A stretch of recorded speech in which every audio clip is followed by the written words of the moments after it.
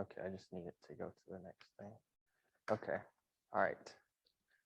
Hi, my name is Rasheed Flowers. I'm a former life fitness and sport management TA in the Department of Kinesiology and Health Promotion, and aspiring sport management professor this coming fall.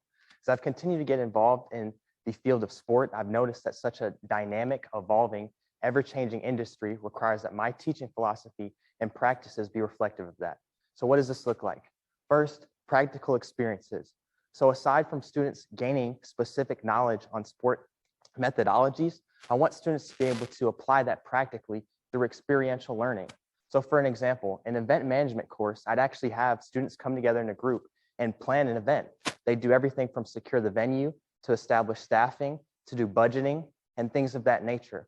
So through that experience, that'll give students a tangible example of what it looks like to put those methodologies into practice and form an event. Next, critical thinking. So I want students to be able to think critically to analyze the current happenings within the sport industry. So as a class, we come together, we think, what's happening in the sport industry? How can we come up with solutions with the methodology to answer these questions? So for example, the national governing body of collegiate sport, the NCAA, recently announced legislation that allows players, student athletes, to benefit from using their name, image, and likeness. So we think, as an athlete, how do you garner such opportunities?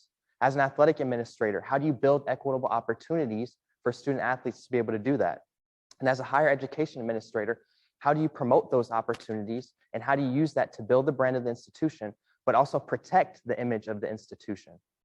And all of those things come together through relationship formation or relationship development. So students working in groups, they'll be able to work with different people that have unique thought, unique perspectives, unique solutions, and unique working styles.